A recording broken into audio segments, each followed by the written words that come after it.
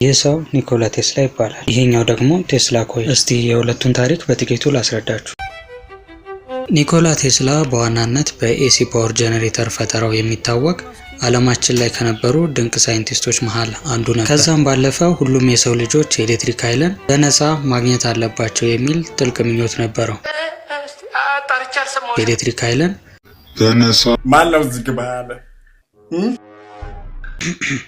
ቢሆን እኛም ደስ ይለን ነበር።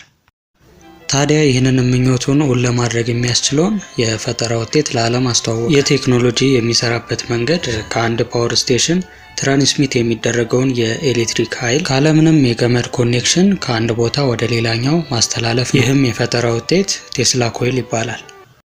ፈጠራው እንግዲህ በዋናነት ሁለት ክፍሎች ይኖሩታል፣ ትራንስሚተር እና ሪሲቨር። እነዚህን ሁለት ነገሮች በመጠቀም ነበር የኤሌክትሪክ ኃይልን በነፃ ለመላው ዓለም ለማዳረስ ያሰበው።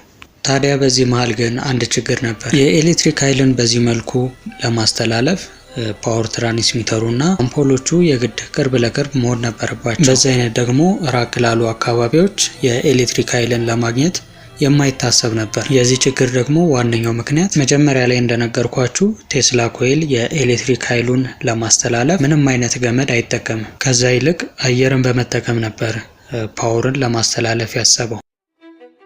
እንደሚታወቀው ደግሞ አየር ኮንዳክተር አይደለም። የኤሌክትሪክ ኃይልን በቀላሉ ማስተላለፍ አይችልም።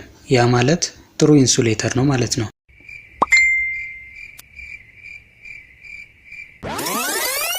በምሳሌ ሳስረዳችሁ 3 ኪሎ ቮልትን የሚያክል ፓወር በአየር ላይ ለማስተላለፍ ብንሞክር ሊጓዝልን የሚችለው ርቀት 1 ሚሊሜትር ብቻ ነው። ቢሆንም ግን ኒኮላ ቴስላ ለዚህ ችግሩ እጅ የሰጠ አይመስልም። ከብዙ አድካሚ ጥናትና ምርምር በኋላ እንግዲህ ኒኮላ ቴስላ የኤሌክትሪክ ኃይልን ያለ ችግር እንደሚፈልገው በአየር ላይ ማስተላለፍ የሚችልበትን ቦታ አገኘ።